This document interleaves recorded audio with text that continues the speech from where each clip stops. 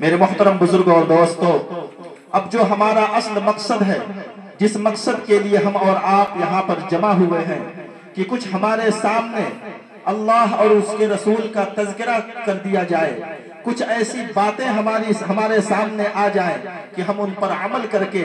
اپنی زندگیوں کے اندر انقلاب پیدا کر لیں۔ اسی سلسلے میں ہمارے مہمان مکرم جو ضلع دیوریا سے چل کر آپ کے بیچ تشریف لائے ہیں، جناب مفتی صفوان صاحب قاسمی، میں آپ کو بلا تاخیر آپ کے سامنے حضرت کو میں بلانا چاہتا ہوں کہ وہ آئیں اور آپ کو اپنے مواعظ حسنہ سے مستفیض کریں۔ جناب مفتی صفوان صاحب قاسمی۔ السلام علیکم ورحمۃ اللہ وبرکاتہ۔ ان الحمد للہ وحدہ والصلاة والسلام علی من لا نبی بعدہ وعلى آله وصحبه أجمعين أما بعد قال الله تبارك وتعالى في القرآن المجيد أعوذ بالله من الشيطان الرجيم بسم الله الرحمن الرحيم وأنكحوا الأيام منكم والصالحين من عبادكم وإمائكم إن يكونوا فقراء يغنيهم الله من فضله وقال النبي صلى الله عليه وسلم تزوجوا الولود الودود فإني مكاثر بكم الأمم أو كما قال عليه الصلاة والسلام۔ عزیز ساتھیو، ابھی ہم اور آپ اس پروگرام کے حسن ابتدا کو اپنی آنکھوں سے دیکھے ہیں۔ ماشاءاللہ حضرت مولانا شمیم احمد صاحب نے پروگرام کا بہت بہترین ابتدا کیا ہے، اور پھر ان کے بعد خوبصورت نعت پاک بھی ہم نے اور آپ نے سنا ہے۔ کچھ باتیں آپ حضرات کی خدمت میں رکھنی ہے، اور جو حکم ملا ہے اس حکم کو پورا کرنا ہے۔ ہم اور آپ اپنے معاشرے میں آئے دن شادی کے پروگراموں میں شرکت کرتے رہتے ہیں، اور شادیوں میں ہم اور آپ شریک ہوتے رہتے ہیں، لیکن کیا ہمیں اور آپ کو یہ معلوم ہے کہ یہ شادیاں اللہ رب العزت کی نظر میں کیا مقام رکھتی ہیں؟ اللہ رب العزت کے محبوب ہمارے آقا حضرت محمد مصطفیٰ صلی اللہ علیہ وسلم کی نظر میں کیا مرتبہ رکھتی ہیں؟ اسلام نے ان شادیوں کا کیا مقام رکھا ہے؟ اور اسلام نے ان کے بارے میں اپنے ماننے والے لوگوں کو، اپنے چاہنے والے لوگوں کو، اپنے پیروکاروں کو کیا تعلیم دی ہے؟ ہمیں اور آپ کو بھی یہ جاننا ضروری ہے۔ حضور پاک صلی اللہ علیہ وسلم دنیا میں تشریف لاتے ہیں، وہ ایسا دور ہے جس دور میں اپنی محبوباؤں پر، جس دور میں ناجائز تعلقات پر اشعار کہے جاتے تھے، شعر و شاعری چلتی تھی، محفلیں جمتی تھی، اور لوگ اپنی محبوباؤں کا اور اپنی معشوقاؤں کا تذکرہ کرتے تھے۔ حضور پاک صلی اللہ علیہ وسلم دنیا میں تشریف لاتے ہیں، اور آپ صلی اللہ علیہ وسلم اس راستے کو اور اس طریقے کو حرام قرار دیتے ہیں، اور یہ فرماتے ہیں کہ کسی انسان کے لیے یہ جائز اور درست نہیں ہے کسی دوسری عورت سے اپنے ناجائز تعلقات قائم کرے۔ حضور پاک صلی اللہ علیہ وسلم نے اپنے عمل سے یہ دکھلایا اور اپنے ماننے والوں کو بتلایا کہ تمہیں شادی کی راہ اختیار کرنی ہے۔ یقیناً ہر انسان کے دل میں جذبات ہیں، ان جذبات کی تسکین کے لیے اسلام نے ہمیں اور آپ کے لیے واحد حل شادی رکھا ہے۔ ہم اور آپ کسی دوسرے راستوں کی طرف نہ بڑھیں۔ حضور پاک صلی اللہ علیہ وسلم نے اپنے عمل سے اسے ثابت تو کیا ہی، اپنے عمل سے تو یہ بتلایا ہی، ساتھ ساتھ ہمارے اور آپ کے نبی حضرت محمد مصطفیٰ صلی اللہ علیہ وسلم نے شادی کی ترغیب بھی دی اور فرمایا النکاح من سنتی، کہ میرے ماننے والوں مجھ پر ایمان لانے والوں،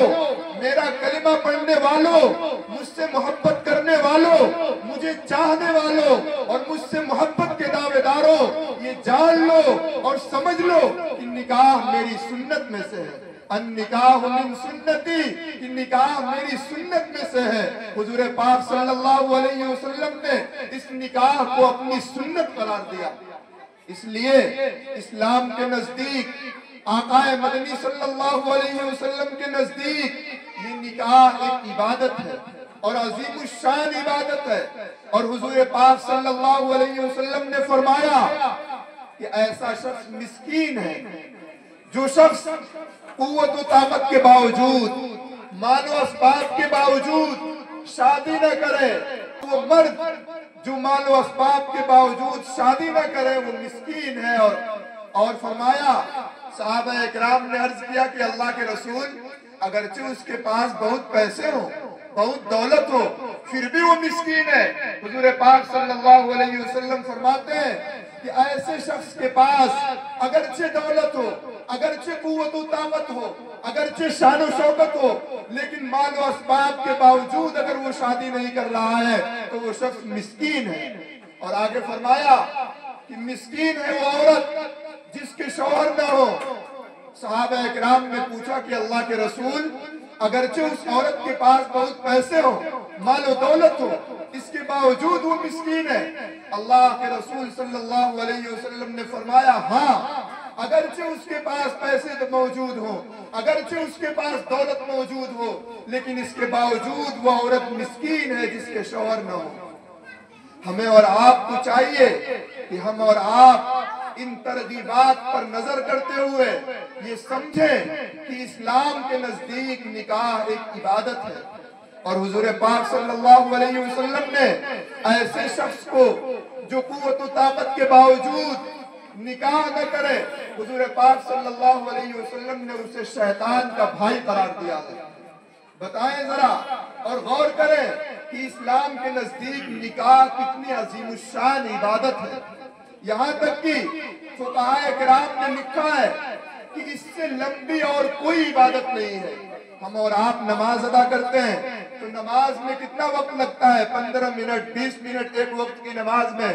آدمی مشغول رہتا ہے اور پھر اس کے بعد اپنے دوسرے کام کاج میں مصروف ہو جاتا ہے۔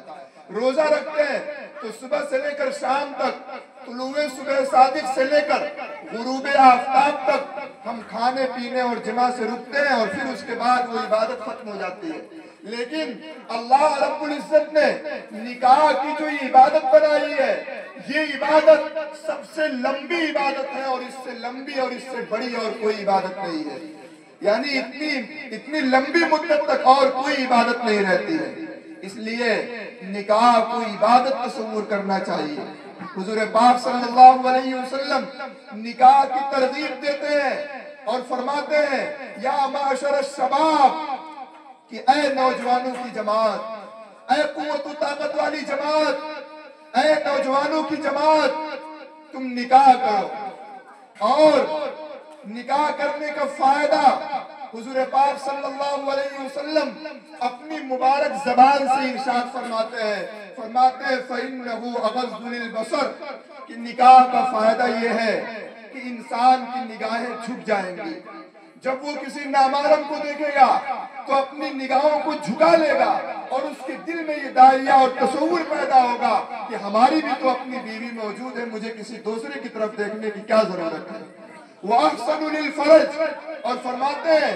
کہ جب انسان نکاح کرتا ہے تو نکاح کرنے کی وجہ سے اس کی شرمگاہوں کی حفاظت ہوتی ہے، کسی برائی میں وہ نہیں پڑتا۔ اب سوال یہ پیدا ہوا کہ اگر کوئی شخص نوجوان ہے، قوت و طاقت اس کے پاس موجود ہے، لیکن ایسے بھی تو نوجوان ہوں گے، ایسے نہیں ہوں گے ان کے پاس، تو ایسا شخص کیا کرے؟ حضور پاک صلی اللہ علیہ وسلم فرماتے ہیں کہ ایسا شخص کثرت کے ساتھ روزہ رکھے، اور فرماتے ہیں کہ روزہ رکھے گا تو روزہ رکھنے کی وجہ سے اس کا نفس ٹوٹے گا اور وہ برائیوں کی طرف نہیں پڑے گا۔ الغرض اسلام میں نکاح کی بہت اہمیت ہے، اور نکاح پر ہمارے اور آپ کے نبی حضرت محمد صلی اللہ علیہ وسلم نے اپنے ماننے والوں کو ابھارا ہے۔ اور نکاح کی تلقین فرمائی ہے۔ حضور پاک صلی اللہ علیہ وسلم فرماتے ہیں ما ترکت بعدی فتنتن ہی اضر علی الرجال من النساء، کہ میرے دنیا سے جانے کے بعد میری امت کے لوگ، میرے ماننے والے، میرا کلمہ پڑھنے والے یہ یاد رکھیں کہ میرے بعد اگر سب سے بڑا کوئی فتنہ مردوں کے لیے ہوگا تو وہ فتنہ عورتیں ہوں گی۔ اسی لیے اسلام نے اس کی اتنی تاکید کی ہے اور اس کا اتنا اہتمام کیا ہے کہ عورتوں کو اسلام نے یہ حکم دیا ہے کہ جب تم اپنے گھر سے باہر جاؤ تو پھر پردے کے ساتھ اپنے گھر سے باہر نکلو۔ اور اسی طرح اسلام نے مردوں کو بھی کہا ہے کہ جب تمہارے سامنے کوئی نامحرم آئے قُلْ لِلْمُؤْمِنِينَ يَغُضُّوا مِنْ أَبْصَارِهِمْ، کہ حضور پاک صلی اللہ علیہ وسلم آپ ایمان والوں سے کہہ دیجئے کہ اگر ان کے سامنے کوئی نامحرم آئے تو اپنی نگاہوں کو وہ جھکا لے اور ان کی طرف نہ دیکھے۔ تو اسلام نے یہ جو مردوں کے لیے فتنہ قرار دیا ہے، محدثین اس کی شرح میں لکھتے ہیں کہ وہ تمام کام جس سے انسان ان فتنوں کا مقابلہ کر سکے اور جس سے انسان اس فتنے سے بچ سکے وہ ہر انسان کے اوپر واجب ہے۔ اسی لیے اگر کسی کے پاس قوت و طاقت ہے، مال و اسباب موجود ہیں، تو ایسے شخص کے اوپر نکاح کرنا ضروری ہو جایا کرتا ہے۔ اور اس کی کئی حالتیں فقہاء کرام نے لکھی ہیں کہ کن حالتوں کے اندر نکاح کرنا مسنون ہے، کن حالتوں کے اندر نکاح کرنا واجب ہے، کن حالتوں کے اندر نکاح کرنا مباح ہے، کن حالتوں کے اندر نکاح کرنا جائز نہیں ہے۔ تو یہ تمام کے تمام تفصیلات موجود ہیں۔ الغرض اگر ہم اور آپ یہ چاہتے ہیں کہ ان فتنوں سے ہم اور آپ محفوظ ہو سکیں تو ہمیں چاہیے کہ ہم اور آپ نکاح میں جلدی کریں۔ ماں باپ کو اور ذمہ داروں کو اور بچوں کو اپنے ماتحتی میں رکھنے والے لوگوں کو، اور اسی طرح پہلے زمانے میں غلام چلتے تھے تو غلاموں کے آقاؤں کو اسلام حکم دیتا ہے، اور اللہ رب العزت کا قرآن کہتا ہے وَأَنْكِحُوا الْأَيَامَ مِنْكُمْ، کہ اے لوگوں، اے ذمہ داروں، اے ماں باپ، اے آقاؤں، اپنے غلاموں کا، اپنی اولاد کا، اپنی بیٹے بیٹیوں کا تم نکاح کرو، اور تم میں سے جو بن بیاہے ہیں ان کی شادی کراؤ۔ پھر آگے فرماتے ہیں والصالحین، اور جو تم میں سے نیک ہیں تم ان کی شادی کراؤ۔ پتہ چلا کہ اللہ رب العزت کا قرآن حکم دے رہا ہے کہ جو لوگ بن بیاہے ہیں اور غیر شادی شدہ ہیں ان لوگوں کو چاہیے کہ ان کے ماں باپ ان کی شادی کرائیں۔ اور اللہ رب العزت کا قرآن آگے کہتا ہے إِن يَكُونُوا فُقَرَاءَ يُغْنِهِمُ اللَّهُ مِنْ فَضْلِهِ، آج بہت کہا جاتا ہے کہ شادی کرنے کے بعد اسے کھلائے گا کون، اسے پلائے گا کون، اور گھر میں اسے کون رکھے گا، اور کیسے اس کی ضرورت پوری ہوگی۔ ایسا معلوم ہوتا ہے کہ جیسے جس کو آدمی شادی کر کے لا رہا ہے وہ دال چاول سبزی نہیں کھائے گی، وہ سونے ہیرے جواہرات کھائے گی۔ اللہ رب العزت کا قرآن کہتا ہے إِن يَكُونُوا فُقَرَاءَ يُغْنِهِمُ اللَّهُ مِنْ فَضْلِهِ، کہ اگر تمہارے پاس پیسے کم ہیں، مال کم ہے اور تم غریب ہو تو پھر اس کی پرواہ مت کرو، اپنی برابری میں اور اپنے اعتبار سے جو تمہیں مناسب رشتہ سمجھ میں آئے وہاں تم شادی کر دو۔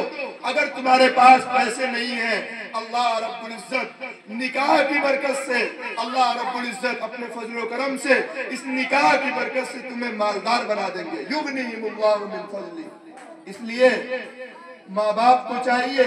ذمہ داروں کو چاہیے کہ اپنی اولاد کی جلد از جلد شادی کی فکر کریں اور ان کا جلد سے جلد نکاح کرائیں تاکہ ہماری اولاد برائیوں کے قریب نہ جائے۔ اسی طرح اگر کہیں رشتہ دیکھنا ہے تو پھر اس کی ترتیب کیا ہونی چاہیے اور کس اعتبار سے رشتے کو پسند کرنا چاہیے اور رشتوں کی پسندیدگی میں کس چیز کو ترجیح دینی چاہیے، حضور پاک صلی اللہ علیہ وسلم نے اس کی بھی تعلیم فرمائی اور یہ بھی بتلایا ہے۔ فرماتے ہیں ہمارے آقا حضرت محمد مصطفیٰ صلی اللہ علیہ وسلم تنکح المرأة لأربعین، کہ 4 وجہوں سے عورتوں سے نکاح کیا جاتا ہے، 4 وجہ سے عورتوں سے نکاح کیا جاتا ہے۔ اگر آدمی کہیں رشتہ بھیجتا ہے، کہیں پیغام بھیجتا ہے تو 4 وجہوں سے وہ پیغام بھیجتا ہے۔ فرماتے ہیں کہ مالہا، عورت کے مال کی وجہ سے۔ آدمی دیکھتا ہے کہ لڑکی والے مالدار ہیں تو ان کے مال کو دیکھتے ہوئے، ان کی دولت کو دیکھتے ہوئے، ان کے پیسوں کو دیکھتے ہوئے آدمی ان کے پاس رشتہ بھیجتا ہے۔ فرماتے ہیں ولی حسبیہا، اور اس کی خاندانی شرافت کو دیکھتے ہوئے، اس کی خاندانی وقار کو دیکھتے ہوئے، اس کے اعلیٰ خاندان کو دیکھتے ہوئے کہ اس خاندان میں تو بہت بڑے بڑے لوگ ہیں، بہت سیٹھ صاحب لوگ ہیں، اس لیے خاندان کو دیکھتے ہوئے آدمی نکاح کا پیغام بھیجتا ہے۔ پھر آگے حضور صلی اللہ علیہ وسلم نے فرمایا ولی جمالیہا، اور عورت کی خوبصورتی کی وجہ سے، اس کے حسن و جمال کی وجہ سے، اور اس کی خوبصورتی کی وجہ سے، اور اس کے حسن کی وجہ سے آدمی اس تک نکاح کا پیغام پہنچاتا ہے۔ ہمارے نبی صلی اللہ علیہ وسلم فرماتے ہیں اور چوتھی چیز یہ ہے ولی دینہا، اس کی دینداری کو دیکھتے ہوئے، اس کے گھر والوں کے تقوی پرہیزگاری کو دیکھتے ہوئے، اس کے متعلق یہ خبریں سنتا ہے کہ وہ دیندار ہے، وہ نمازی ہے، وہ پرہیزگار ہے، تو آدمی اس کی پرہیزگاری کی وجہ سے، اس کی دینداری کی وجہ سے اس تک نکاح کا پیغام بھیجتا ہے۔ حضور پاک صلی اللہ علیہ وسلم نکاح کے پیغام بھیجنے والے ان چاروں طرح کے لوگوں کو بیان فرمانے کے بعد فرماتے ہیں کہ اگر تمہیں اگر نکاح کا پیغام بھیجنا ہے، لوگ تو مال کو دیکھتے ہوئے نکاح کا پیغام بھیجتے ہیں، خاندانی شرافت کو دیکھتے ہوئے نکاح کا پیغام بھیجتے ہیں، حسن و جمال کو دیکھتے ہوئے نکاح کا پیغام بھیجتے ہیں، لیکن اگر تمہیں کسی عورت کے پاس نکاح کا پیغام بھیجنا ہے، تمہیں کہیں اپنی اولاد کی شادی کرنی ہے، حضور صلی اللہ علیہ وسلم فرماتے ہیں کہ تم اس کی دینداری کی وجہ سے اس تک پیغام بھیجو، اور اس کی دینداری کی وجہ سے اس تک پیغام بھیجو گے تو پھر تم کامیاب ہو جاؤ گے۔ حضور صلی اللہ علیہ وسلم ہمیں اور آپ کو تعلیم دے رہے ہیں کہ اگر کسی عورت کے پاس رشتہ بھیجنا ہے تو اس کی دینداری کو دیکھتے ہوئے، گھر والوں کی دینداری کو دیکھتے ہوئے اس تک پیغام بھیجا جائے، اور اس کے ثمرات بہت اچھے اور بہت عمدہ ہوتے ہیں۔ وہ لوگ جو دین کی بنیاد پر رشتے کرتے ہیں ان کے رشتے بہت اچھا چلتے ہیں اور بہت اطمینان سے زندگی کی گاڑی گزر جاتی ہے، اور وہ لوگ جو مال کو دیکھتے ہوئے رشتہ بھیجتے ہیں، جو خاندانی شرافت کو دیکھتے ہوئے رشتہ بھیجتے ہیں، وہ لوگ جو حسن و جمال کو دیکھتے ہوئے رشتہ بھیجتے ہیں، عموماً ایسا دیکھنے میں آتا ہے کہ ان کے رشتے نہیں چل پاتے، بات بات میں لڑائی ہو رہی ہے اور معاملات بہت دور تک جا رہے ہیں۔ اس لیے حضور صلی اللہ علیہ وسلم کی تعلیم یہ ہے کہ عورت کی دینداری کو دیکھتے ہوئے اس تک پیغام بھیجا جائے۔ اگر اس دینداری کے ساتھ حسن و جمال بھی ہے تو بہت اچھی بات ہے، اس دینداری کے ساتھ پیسے ہیں پھر بھی کوئی عرض نہیں ہے، اس دینداری کے ساتھ اگر خاندانی شرافت ہے تب بھی کوئی عرض نہیں ہے، لیکن ہماری اول ترجیح دینداری ہونی چاہیے۔ افسوس کا مقام ہے، ہم اور آپ اپنے دل پر ہاتھ رکھ کر بتائیں کہ کیا حضور صلی اللہ علیہ وسلم کی اس تعلیم کے مطابق آج رشتے تلاش کیے جاتے ہیں؟ کیا حضور صلی اللہ علیہ وسلم کی اس تلقین کے مطابق آج پیغامات بھیجے جاتے ہیں؟ نہیں، آج تو جاتے ہی سب سے پہلے پیسوں کا ڈیمانڈ ہو جاتا ہے، پیسوں کی باتیں ہونے لگتی ہے، کتنے باراتی آئیں گے، کتنے گھراتی آئیں گے، اور نہ جانے کون کون سی علائیں اور بلائیں اور مصیبتیں آج بازار میں چل رہی ہیں اور ہمارے اور آپ کے معاشرے میں چل رہی ہیں۔ یاد رکھیے گا ان چیزوں کا اسلام سے کوئی تعلق نہیں ہے۔ حضور صلی اللہ علیہ وسلم فرماتے ہیں ان اعظم النکاح برکتن ایسرہ مؤنتن، کہ سب سے بابرکت، سب سے بہتر، سب سے بیسٹ کوالٹی کا اگر نکاح ہے تو وہ نکاح نہیں جس میں بہت زیادہ خرچ ہو، وہ نکاح نہیں کہ جس میں لاکھوں اور کروڑوں تک پہنچ جائے اور اخبارات میں آ جائے کہ فلاں صاحب نے تو اپنے گھر پر کئی لاکھ خرچ کیے ہیں، کئی کروڑ خرچ کیے ہیں، فلاں صاحب نے تو ابھی صرف سگائی چل رہی ہے، ابھی صرف منگنی چل رہی ہے اور کئی کروڑ بہا دیے ہیں۔ اخبارات میں آتی ہیں اس طرح کی خبریں۔ حضور صلی اللہ علیہ وسلم فرماتے ہیں کہ سب سے بہتر نکاح وہ ہے اور سب سے بیسٹ کوالٹی کا نکاح وہ ہے جس میں سب سے کم خرچ ہو۔ اگر نکاح میں کم خرچ ہوگا تو پھر شادیاں آسان ہوں گی، اور جب شادیاں آسان ہوں گی تو پھر معاشرے میں برائیاں ختم ہو جائیں گی، معاشرے سے برائیاں دور ہو جائیں گی۔ اور جب شادیاں مہنگی ہوں گی، شادیاں مشکل ہوں گی تو پھر معاشرے میں برائیاں پھیلیں گی، معاشرہ غلط رخ کی طرف جائے گا۔ اور ایک اور بات معذرت کے ساتھ، آج نوجوانوں کو تو اس پر کوسا جاتا ہے، اور نوجوانوں کے گھر والے اس بات پر تو انہیں ڈانٹتے ہیں اور ان کی تنبیہ کرتے ہیں، اور انہیں کرنا بھی چاہیے کہ تم نے ایسی حرکت کیوں کی جس سے خاندان رسوا ہو گیا، ایسا کام کیوں کیا جس سے ہمارے ناک کٹ گئے۔ خبریں آتی ہیں، لوگ کہتے ہیں اور روتے ہیں ماں باپ، لیکن اس کو روکنے کا جو حل ہے ہم نے اپنی اولاد کے سامنے کبھی وہ حل پیش نہیں کیا ہے۔ اگر ہمارے پاس پیسے موجود نہیں ہیں تو ہمیں اپنے بچوں کو اپنے قریب بلانا چاہیے، اور جو بالغ اولاد ہیں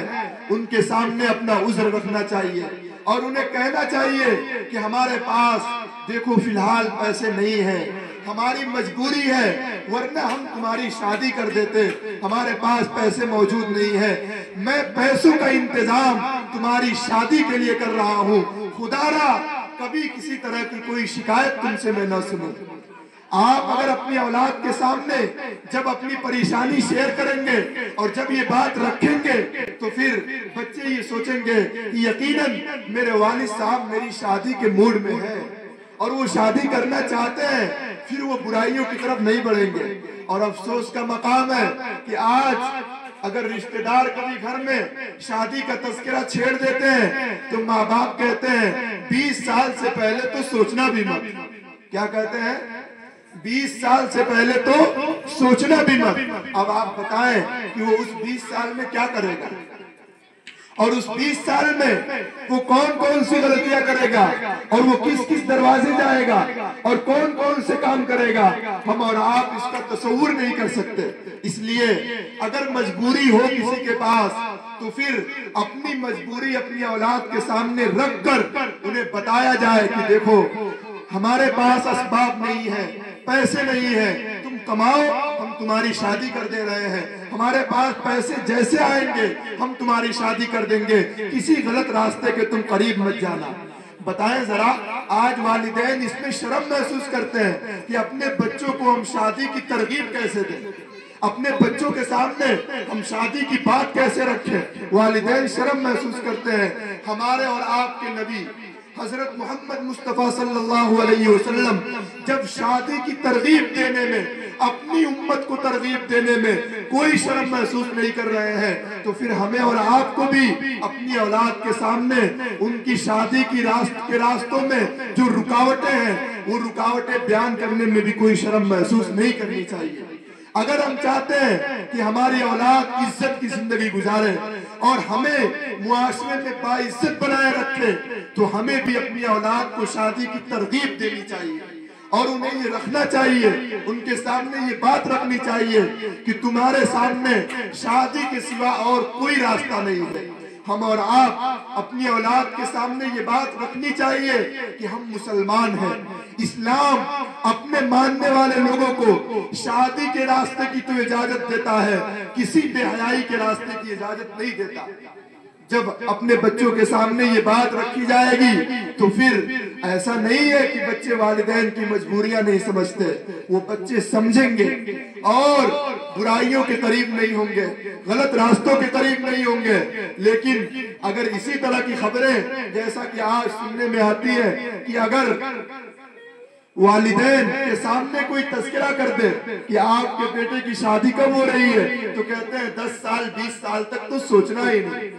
یہ چیزیں اولاد کو غلط راستوں کی طرف لے کر جا رہی ہیں۔ اس لیے اگر ہم چاہتے ہیں کہ ہماری اولاد حلال راستوں سے وابستہ ہو، حلال راستوں کے قریب جائے اور برائیوں سے دور ہو جائے، تو پھر ہمیں چاہیے کہ ہم اور آپ اپنی اولاد کو شادی کی ترغیب دیں۔ کوئی مجبوری اگر ہو تو وہ مجبوری ان کے سامنے رکھی جائے، وہ بات ان کے سامنے کی جائے، اور بار بار اپنی بالغ اولاد کو جن کی عمر 15 سال سے آگے کو بڑھ چکی ہے انہیں اپنے قریب بٹھایا جائے، شفقت کے ساتھ، محبت کے ساتھ انہیں سمجھایا جائے اور بتلایا جائے، اور انہیں یہ کہا جائے کہ تمہارے سامنے اس کے علاوہ اور کوئی راستہ موجود نہیں ہے۔ پھر ایک اور بات یہ ہے کہ شادی کے ذریعے سے انسان اولاد جیسی عظیم نعمتیں حاصل کرتا ہے۔ اللہ رب العزت اسی شادی کی برکت سے انبیاء کرام کو دنیا کے اندر بھیجے ہیں، اسی شادی کی برکت سے اللہ رب العزت نے دنیا میں اولیاء کرام کو پیدا کیا ہے، اسی شادی کی برکت سے ہمیں اور آپ کو اللہ رب العزت نے زندگی دی ہے۔ اس لیے ہمیں چاہیے کہ ہم اور آپ اس شادی کو فوکس کریں اور اپنی اولاد کے سامنے اس شادی کی بات رکھیں۔ بہت سے بچے معاشرے کی وجہ سے اور مغربی تہذیب کی وجہ سے اور یورپ والوں کی کلچر کی وجہ سے وہ یہ کہتے ہیں کہ صاحب ہم تو شادی ہی نہیں کریں گے، ہم تو شادی ہی نہیں کریں گے، پیسے موجود ہیں اور کہتے ہیں ہم 10 سال بعد کریں گے، 20 سال بعد کریں گے۔ یہ عجیب فیشن چلا ہوا ہے۔